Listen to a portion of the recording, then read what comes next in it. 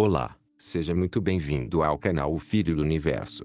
Já se inscreve para não perder os próximos vídeos que poderão com certeza elevar sua mente, espírito e fortalecer a sua fé ao prosseguir no caminho de buscar a verdade. Ao final da leitura deixe seu joinha e comente o que achou. Retomando a leitura, do maravilhoso livro de Urantia, documento 69. As instituições humanas primitivas. Emocionalmente, o homem transcende aos seus ancestrais animais pela sua capacidade de apreciar o humor, a arte e a religião. Socialmente, o homem demonstra sua superioridade fabricando aparatos, sendo um comunicador e um criador de instituições. Quando os seres humanos mantêm grupos sociais durante muito tempo, tais agregações sempre resultam na criação de certas tendências de atividades que culminam em uma institucionalização. A maior parte das instituições humanas tem demonstrado fazer uma economia de trabalho, enquanto, ao mesmo tempo, contribuem com algo para melhorar a segurança grupal. O homem civilizado tem muito orgulho do caráter, da estabilidade e da continuidade das suas instituições estabelecidas,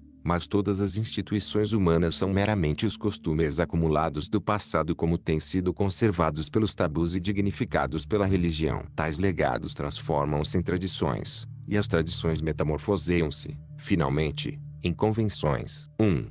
As instituições humanas fundamentais. Todas as instituições humanas servem a alguma necessidade social, passada ou presente, não obstante o desenvolvimento excessivo delas diminuir infalivelmente os méritos do valor individual, ofuscando a personalidade e menoscabando a iniciativa. O homem deveria antes controlar as suas instituições mais do que permitir a si próprio ser dominado por essas criações da civilização que avança. As instituições humanas são de três classes gerais. 1.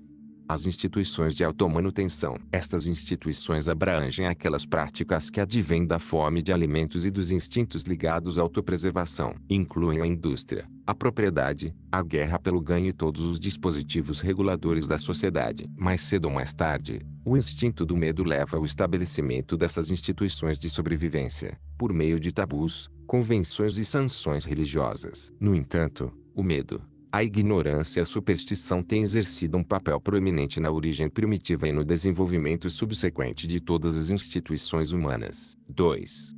As instituições de autoperpetuação. Estes são os estabelecimentos da sociedade que resultaram do anseio sexual, do instinto maternal e das emoções ternas mais elevadas das raças. Elas abrangem a salvaguarda social do lar e da escola, da vida familiar, da educação, da ética e da religião. Incluem o costume do matrimônio, a guerra pela defesa e a construção dos lares. 3.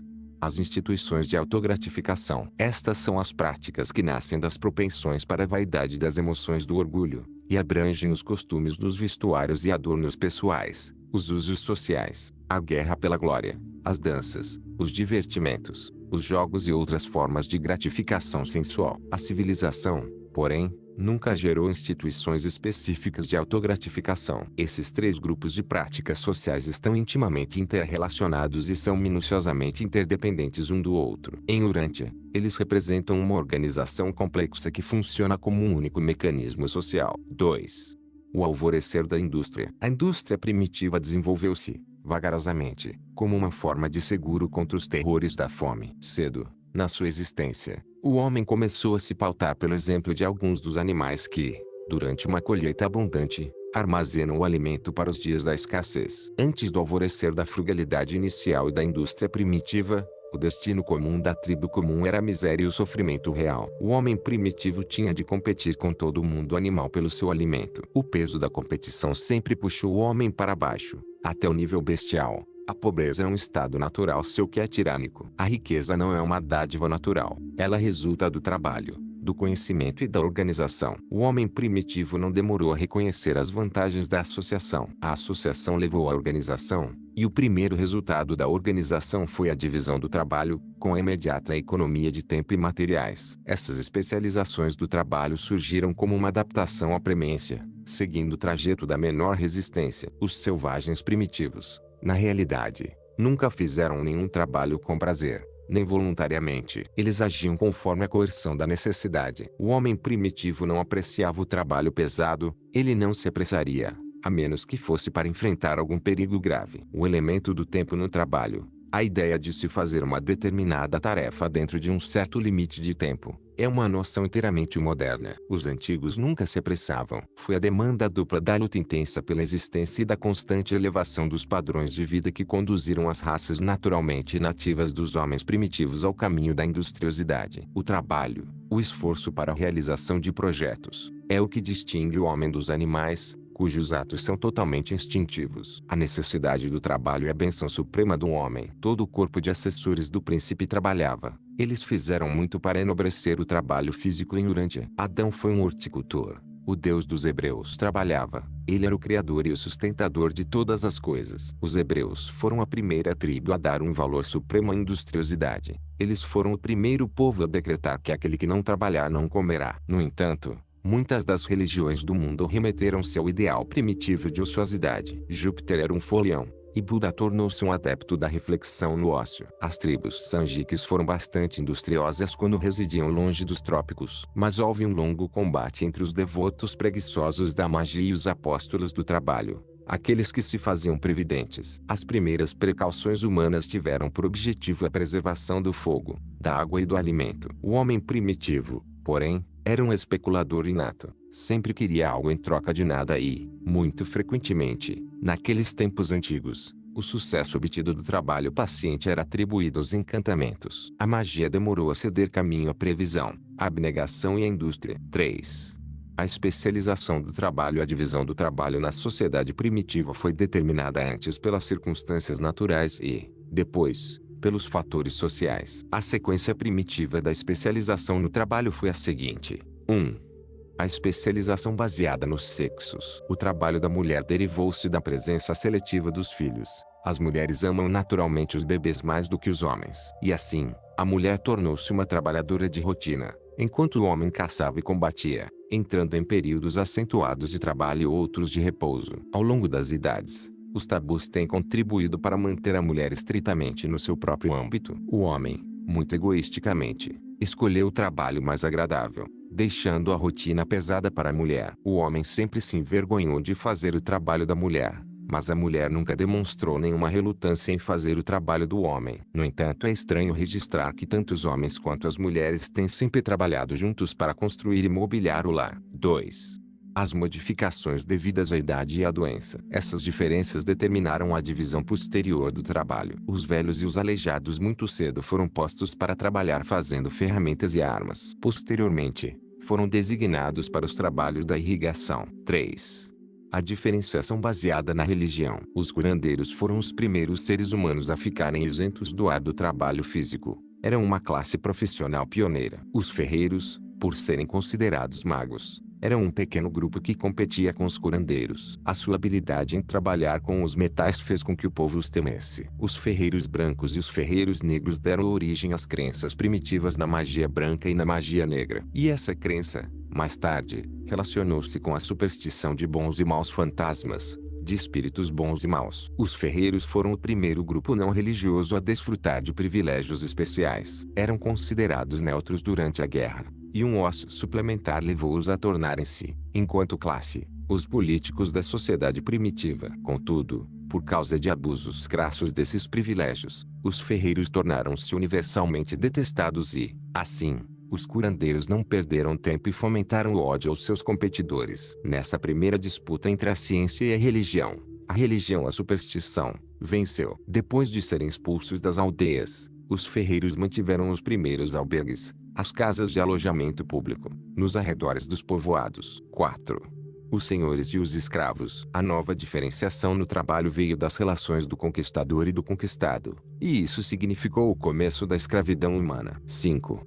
A diferenciação baseada em dons físicos e mentais diversos. Outras divisões do trabalho foram favorecidas pelas diferenças inerentes aos homens. Os seres humanos não nascem iguais. Os primeiros especialistas na indústria foram os trabalhadores dos sílex e os pedreiros. Em seguida, vieram os ferreiros. Subsequentemente, desenvolveu-se a especialização grupal. Famílias e clãs inteiros dedicaram-se a determinadas espécies de trabalho. A origem de uma das primeiras castas de sacerdotes, a parte dos curandeiros tribais, deveu-se à supersticiosa glorificação de uma família de fabricantes de espadas. O primeiro grupo de especialistas na indústria foi de exportadores de sal e cerâmicas. As mulheres faziam a cerâmica simples, e os homens, a decorada. Entre algumas tribos, a tecelagem e a costura eram feitas pelas mulheres, em outras, pelos homens. Os primeiros comerciantes foram mulheres, eram empregadas como espiãs, praticando o comércio como uma segunda atividade. Em breve, o comércio expandiu-se, as mulheres atuando como revendedoras intermediárias. Em seguida, adveio a classe dos mercadores,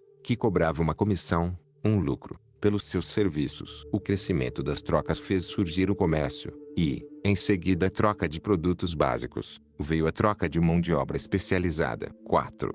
O início do comércio. Do mesmo modo que o casamento por contrato veio em seguida ao casamento pela captura, o comércio pela troca seguiu-se a posse pela força. Todavia, um período longo de pirataria interpôs-se entre as práticas iniciais da simples e silenciosa troca e o comércio posterior pelos métodos modernos de intercâmbio. As primeiras trocas foram conduzidas por comerciantes armados, que deixavam as suas mercadorias em um local neutro. As mulheres tiveram os primeiros mercados, foram as primeiras comerciantes, e isso aconteceu porque eram elas que carregavam as cargas, os homens eram os guerreiros. Os balcões de venda surgiram muito cedo e eram muros suficientemente altos para impedir que os comerciantes alcançassem uns aos outros, com as suas armas. Um fetiche passou a ser usado para manter a guarda nos depósitos de mercadorias para troca pacífica. Os locais desses mercados eram seguros contra o roubo. Nada seria removido, exceto por troca ou compra. Com um fetiche guardando-as, as mercadorias estavam sempre a salvo. Os primeiros comerciantes eram escrupulosamente honestos no âmbito das suas próprias tribos,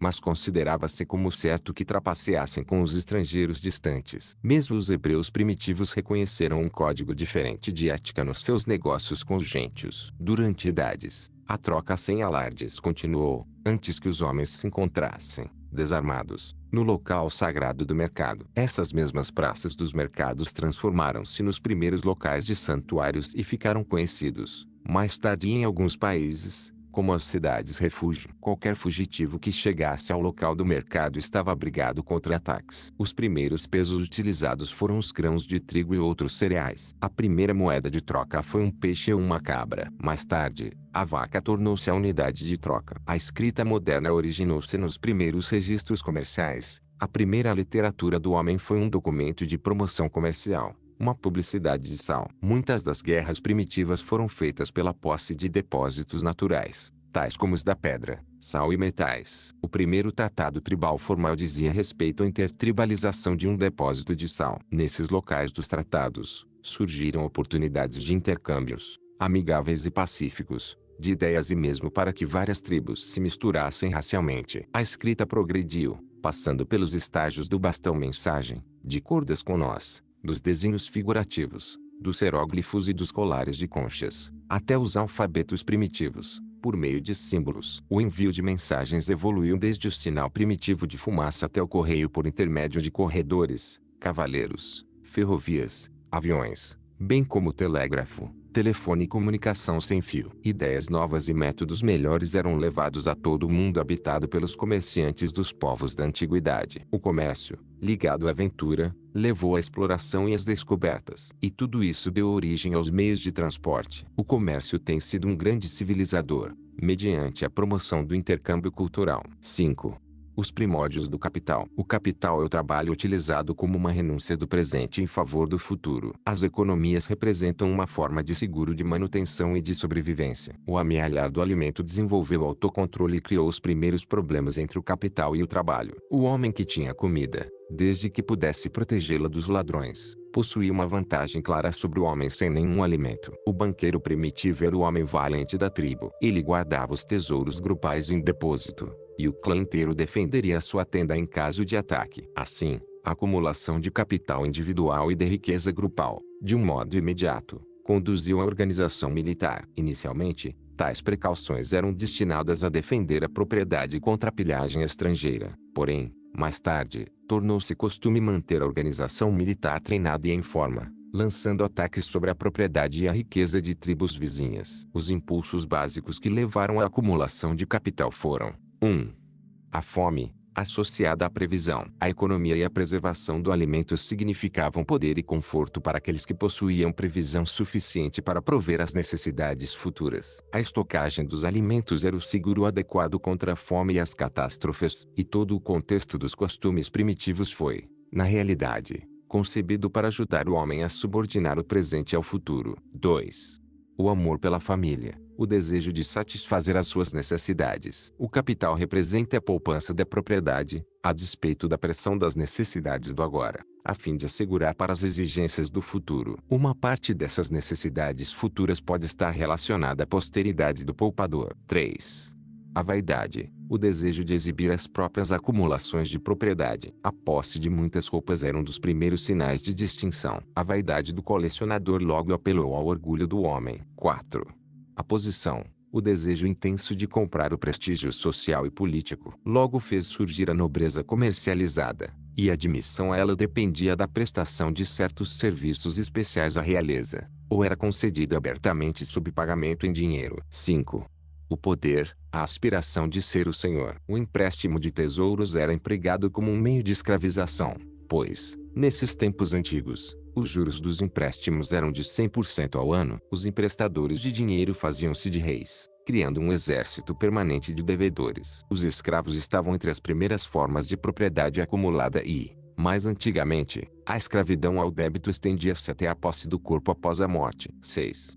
O medo dos fantasmas dos mortos. Um salário pago aos sacerdotes pela proteção. Os homens muito cedo começaram a dar presentes funerários aos sacerdotes, com vistas a terem as suas propriedades usadas para facilitar o seu progresso na próxima vida. O sacerdócio, assim, tornou-os muito rico. Eram os magnatas entre os antigos capitalistas. 7.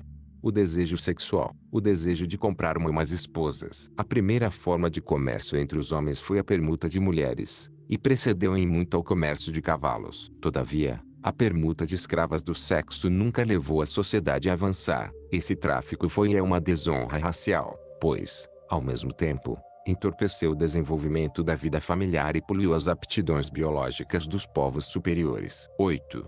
As inúmeras formas de autogratificação. Alguns homens buscaram a riqueza porque esta lhes conferia poder, outros lutaram pelas propriedades, porque elas significavam facilidades na vida. O homem primitivo, e, posteriormente, outros, tinha a tendência de dilapidar os seus recursos com o luxo. As bebidas e as drogas despertavam a curiosidade das raças primitivas. À medida que a civilização desenvolveu-se, os homens adquiriram novos incentivos para economizar. Novas necessidades foram rapidamente acrescentadas à fome original. A pobreza tornou-se tão abominável que se supunha que apenas os ricos iam diretamente para o céu quando morriam. A propriedade tornou-se tão altamente valorizada que dar uma festa pretensiosa chegava a pagar a desonra de um nome. A acumulação de riquezas tornou-se logo um símbolo de distinção social. Os indivíduos, de certas tribos, acumulariam propriedades durante anos, só para causar impressão, queimando-as durante alguma festa ou distribuindo-as gratuitamente aos seus companheiros de tribo. Isso fazia deles grandes homens. Os próprios povos modernos comprazem-se com uma pródiga distribuição de presentes de Natal, e os homens ricos fazem doações a grandes instituições de filantropia e de ensino. As técnicas do homem variam,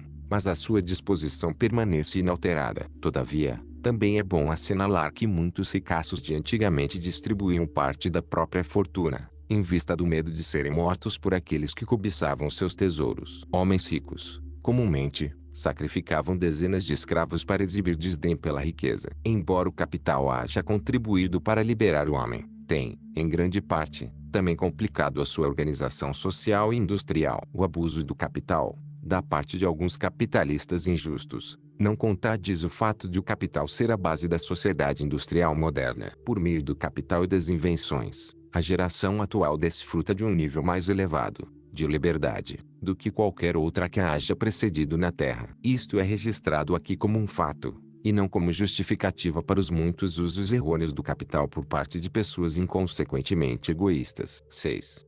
O fogo em relação à civilização. A sociedade primitiva, com as suas 4 divisões, industrial, reguladora, religiosa e militar, cresceu empregando o fogo, animais, escravos e propriedade. A capacidade de gerar o fogo separou, de um só golpe, e para sempre, o homem do animal, foi a descoberta humana básica. O fogo capacitou o homem a permanecer no solo durante a noite, pelo fato de os animais todos terem medo dele. O fogo encorajou os intercâmbios sociais noturnos, não apenas protegendo contra o frio e contra os animais selvagens, mas também sendo empregado como segurança contra os fantasmas. A princípio, foi usado mais para fornecer a luz do que o aquecimento. Muitas tribos atrasadas recusavam-se a dormir, a menos que uma chama queimasse durante toda a noite. O fogo constituiu-se em um grande civilizador, provendo o homem com os seus primeiros meios de ser altruísta sem perda, capacitando-o a dar brasas vivas ao seu vizinho, sem privar-se a si mesmo do fogo. O fogo familiar, mantido sempre pela mãe ou a filha mais velha, foi o primeiro educador, pois exigia vigilância e confiabilidade. O lar primitivo não era um edifício. No entanto, a família reunia-se em torno do fogo na lareira familiar. Quando um filho fundava um novo lar, ele levava um tição da lareira da família. Embora Andon, o descobridor de como fazer o fogo, evitasse considerá-lo um objeto de adoração, muitos dos seus descendentes viam a chama como um fetiche ou um espírito. Não souberam tirar os benefícios sanitários do fogo, pois não queimavam os detritos. O homem primitivo temia o fogo e sempre buscava mantê-lo para o bom humor. Daí o uso dos incensos. Sob circunstância nenhuma, os antigos cuspiriam no fogo, nem caminhariam entre alguma pessoa e o fogo. Mesmo as piritas de ferro e as pedras de sílex, usadas para acender a chama, eram consideradas sagradas pela humanidade primitiva. Era um pecado extinguir uma chama. Se uma tenda pegasse fogo, permitia-se que queimasse. Os fogos dos templos e dos santuários eram sagrados e nunca se permitia que os apagassem, exceto em vista do costume de fazerem um fogo novo anualmente, ou depois de alguma calamidade. As mulheres eram escolhidas como sacerdotisas por serem as custódias dos fogos familiares. Os mitos primitivos sobre como o fogo veio dos deuses, nasceram da observação do fogo causado pelos relâmpagos. Essas ideias, de origem sobrenatural, conduziram diretamente à adoração do fogo, e o culto do fogo conduziu ao costume de passar dentro do fogo, uma prática levada até os tempos de Moisés. E a ideia de ter de passar-se pelo fogo, depois da morte, ainda persiste. O mito do fogo representou uma grande limitação e cativeiro nos tempos primitivos e ainda perdura no simbolismo dos persas. O fogo levou a cozinhar os alimentos, e comer cru tornou-se um termo de ridicularização. Cozinhar diminuiu o desperdício da energia vital necessária para a digestão dos alimentos e assim deixou ao homem primitivo alguma força para a cultura social. Ao mesmo tempo, a criação de animais, reduzindo o esforço necessário para assegurar o alimento, proporcionava tempo para atividades sociais. Deveria ser lembrado que o fogo abriu as portas para a metalurgia e levou à descoberta subsequente da energia do vapor e dos usos atuais da eletricidade. 7. A utilização dos animais. Inicialmente, todo o mundo animal era inimigo do homem. Os seres humanos tinham de aprender a proteger a si próprios das bestas. O homem começou por comer os animais, mas posteriormente aprendeu a domesticá-los e fazer com que eles o servissem. A domesticação dos animais surgiu acidentalmente. Os selvagens caçavam os rebanhos quase como os índios americanos caçavam o bisão. Cercando o rebanho, podiam manter o controle dos animais, assim habilitando-se a matá-los à medida que necessitavam de alimento. Mais tarde, os currais foram construídos, e rebanhos inteiros seriam capturados. Fácil era domar alguns animais, mas, como o elefante, muitos deles não se reproduziriam no cativeiro. Descobriu-se logo que algumas espécies de animais submeter-se-iam à presença do homem e se reproduziriam no cativeiro. A domesticação de animais, assim, foi instaurada por meio da criação seletiva, uma arte que fez muito progresso desde os tempos da Dalamátia. O cão foi o primeiro animal a ser domesticado, e a experiência difícil de domesticá-lo começou quando um certo cão,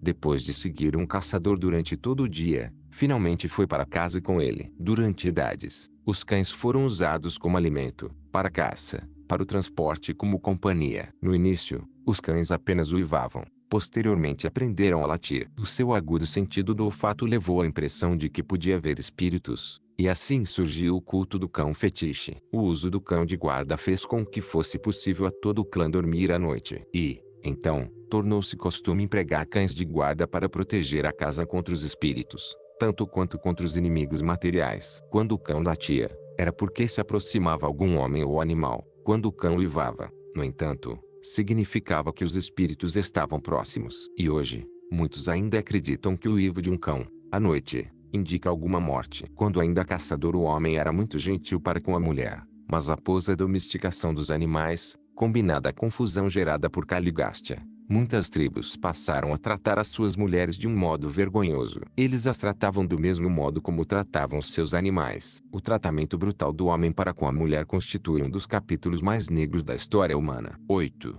A escravidão como um fator de civilização. O homem primitivo nunca hesitou em escravizar os seus semelhantes. A mulher foi a primeira escrava, uma escrava da família. As populações pastorais escravizavam as mulheres, tomando-as como companheiras sexuais inferiores. Essa espécie de escravidão sexual surgiu diretamente da independência que o homem foi adquirindo em relação à mulher. Não faz muito tempo, a escravidão era o que aguardava os presos militares que se recusavam a aceitar a religião do povo conquistador. Nos tempos mais primitivos, os presos eram comidos, torturados até a morte, colocados para se digladiarem uns contra os outros, sacrificados aos espíritos, ou escravizados. A escravização foi um grande avanço em relação aos massacres e ao canibalismo. A escravidão foi um passo à frente, de um tratamento mais misericordioso aos prisioneiros de guerra. A emboscada de Ai, seguida do massacre total dos homens, mulheres e crianças, sendo que apenas o rei foi salvo para gratificar a vaidade do vencedor, é um quadro fiel da matança bárbara praticada mesmo por povos supostamente civilizados. O ataque contra Og, o rei de Bazã, foi igualmente brutal e radical. Os hebreus destruíam completamente os seus inimigos, tomando todas as suas propriedades como espólio. Eles impunham tributos a todas as cidades sob pena de destruição de todos os varões. No entanto,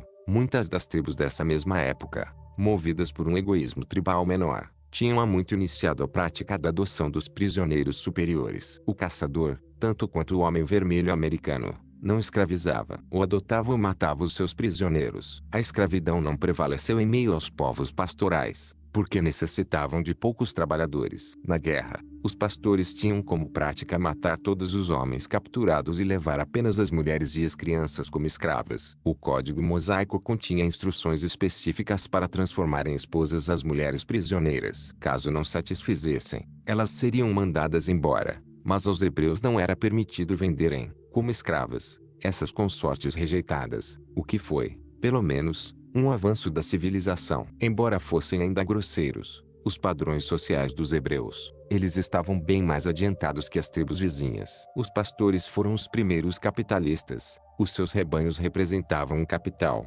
e eles viviam dos rendimentos, o crescimento natural, e não estavam inclinados a confiar essa riqueza nas mãos, fosse de escravos, fosse de mulheres. Posteriormente, contudo, eles capturaram homens, e os forçaram a cultivar o solo. Essa é a origem primitiva da servidão, o homem preso à terra. Os africanos aprendiam muito facilmente a cultivar o solo e, por isso, vieram a se tornar a grande raça escrava. A escravidão foi um elo indispensável na corrente da civilização humana. Foi a ponte sobre a qual a sociedade passou do caos e da indolência à ordem e às atividades civilizadas. Compeliu os povos atrasados e indolentes a trabalhar e, assim, a gerar bens e lazer para o avanço social dos seus superiores. A instituição da escravidão obrigou o homem a inventar um mecanismo regulador na sociedade primitiva, dando origem aos primórdios do governo. A escravidão demanda uma forte regulamentação e, durante a Idade Média Europeia, ela desapareceu virtualmente, porque os senhores feudais não podiam controlar os escravos. As tribos atrasadas dos tempos antigos,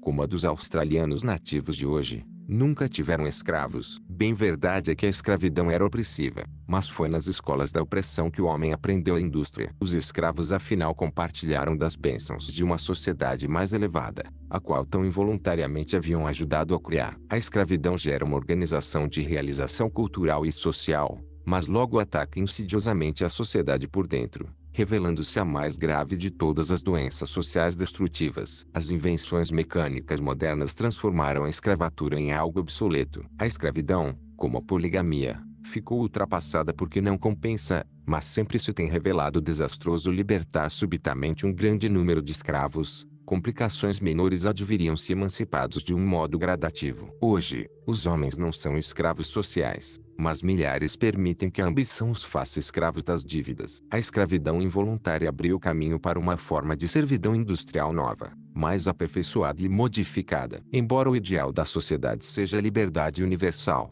O ócio nunca deveria ser tolerado. Todas as pessoas possuidoras de corpos aptos deveriam ser forçadas a cumprir ao menos uma quantidade de trabalho suficiente para se autossustentar. A sociedade moderna reverteu a sua marcha. A escravidão quase desapareceu. Os animais domesticados ficaram ultrapassados. A civilização está buscando novamente o fogo, no mundo inorgânico. Para conseguir energia, o homem saiu da selvageria por meio do fogo, dos animais e da escravidão. Hoje, ele retroage, descartando a ajuda de escravos e de animais, buscando extrair do estoque elementar da natureza os novos segredos e fontes de riqueza e poder. 9.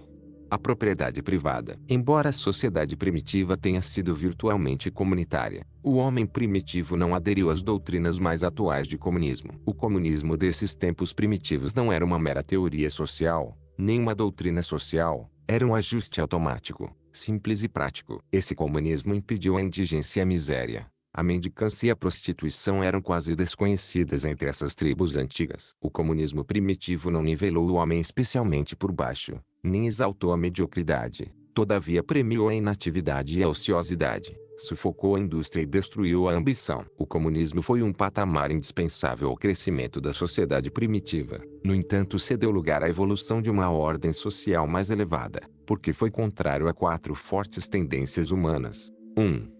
A família. O homem não apenas almeja acumular bens, ele deseja legar o seu capital e bens à sua progenie. Na sociedade comunitária primitiva, porém, o capital de um homem, ou era imediatamente consumido, ou distribuído ao grupo, quando da sua morte. Não havia herança de propriedade, o imposto sobre a herança era de 100%. Os costumes posteriores, que regeram a acumulação de capital e a herança de propriedades, foram avanços sociais distintos. E isso é verdade, não obstante os abusos grosseiros subsequentes que acompanharam o mau emprego do capital. 2.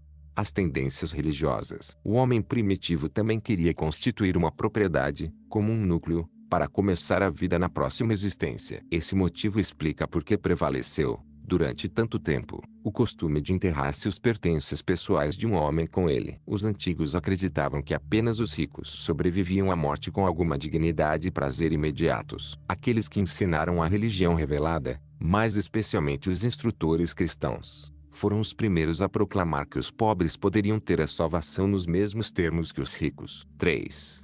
O desejo da liberdade e do lazer. Nos primeiros tempos da evolução social, a divisão dos ganhos individuais com o grupo era virtualmente uma forma de escravidão. O trabalhador tornava-se escravo do mais ocioso. Essa foi a fraqueza suicida do comunismo, os imprevidentes habitualmente vivendo dos que economizavam. Mesmo nos tempos modernos, os imprevidentes dependem do Estado, os contribuintes que economizam, para cuidar deles. Aqueles que são desprovidos de capital ainda esperam que os que o têm os alimentem. 4. A necessidade de segurança e de poder. O comunismo foi finalmente destruído pelas fraudes dos indivíduos progressistas e prósperos, que recorreram a subterfúgios diversos no esforço de escapar da escravidão aos preguiçosos incapazes das próprias tribos. No princípio, porém, todo o amealhamento de bens era secreto. A insegurança primitiva impedia a acumulação visível de capital. Mesmo em uma época posterior, ainda era muito perigoso acumular muita riqueza. O rei certamente forjaria alguma acusação para confiscar a propriedade de um homem de fortuna e, quando um homem rico morria, os funerais eram retardados até que a família doasse uma grande soma a uma instituição pública ou para o rei, como um imposto sobre a herança. Nos primeiros tempos, as mulheres eram uma propriedade da comunidade, e a mãe dominava a família. Os chefes primitivos possuíam toda a terra e eram proprietários de todas as mulheres. O casamento não se realizava sem o consentimento do governante tribal. Com o desaparecimento do comunismo, as mulheres passaram a ser propriedades individuais, e o pai gradualmente assumiu o controle doméstico. Assim, o lar teve o seu início, e os costumes polígamos, que prevaleciam, foram gradualmente dando lugar à monogamia. A poligamia é a sobrevivência do elemento de escravidão da mulher no casamento. A monogamia é o ideal, livre de escravidão, da associação incomparável entre um homem e uma mulher, no empreendimento admirável da edificação de um lar, da criação de uma progenie, do cultivo mútuo e do autoaperfeiçoamento. Inicialmente, toda a propriedade, inclusive as ferramentas e as armas, era uma posse comum da tribo. A propriedade privada inicialmente consistiu de todas as coisas que eram tocadas de um modo pessoal. Se um estranho bebia em uma xícara, essa xícara pertencia-lhe, a partir desse momento. Em seguida, Qualquer lugar em que o sangue fosse derramado tornava-se propriedade da pessoa ou do grupo ferido. A propriedade privada era originalmente respeitada porque se supunha que estivesse carregada, assim, com alguma parte da personalidade do proprietário. A honestidade em relação à propriedade permanecia salvo sob esse tipo de superstição. Nenhuma polícia se fazia necessária para guardar os pertences pessoais. Não havia furtos dentro do grupo, embora os homens não hesitassem em apropriar-se dos bens de outras tribos. As relações de propriedade não terminavam com a morte. Inicialmente, os objetos pessoais eram queimados, depois, enterrados com os mortos e,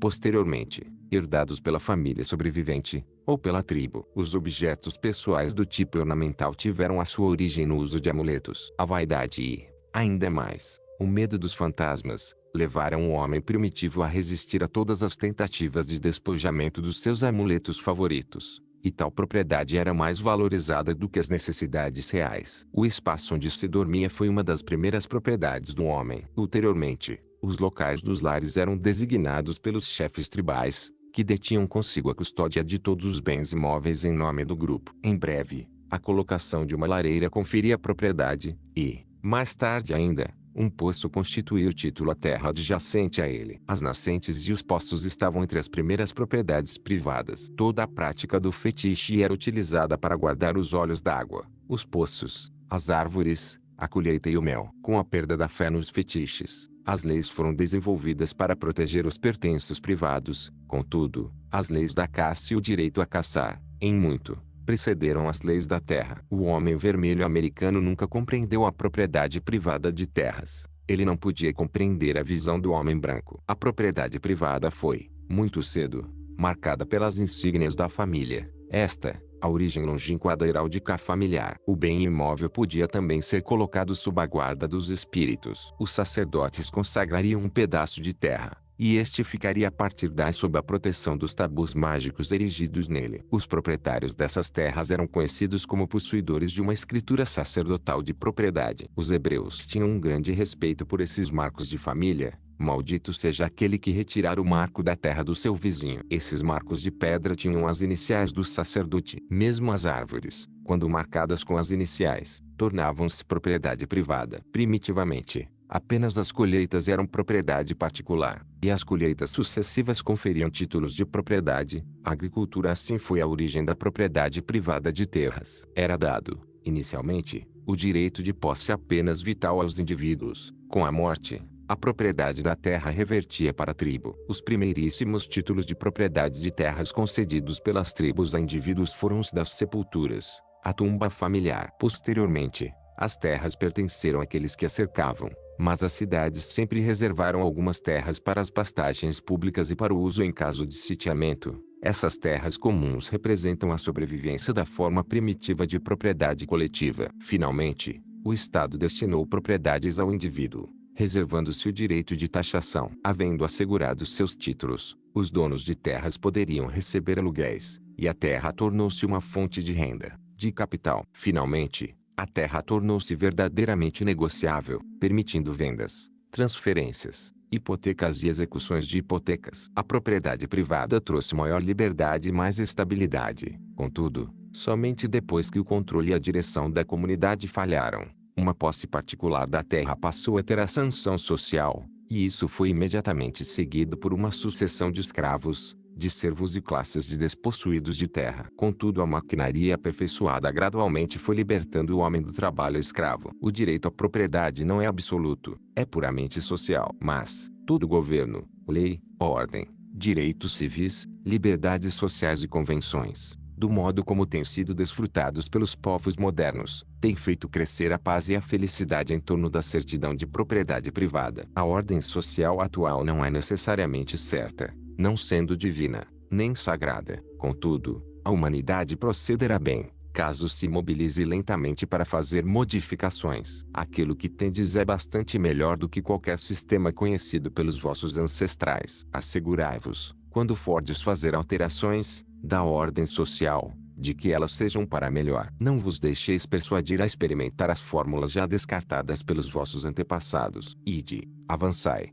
não retrocedais. Que a evolução prossiga. Que não seja dado um passo para trás. Apresentado por um Melquisedeque de Nebadon.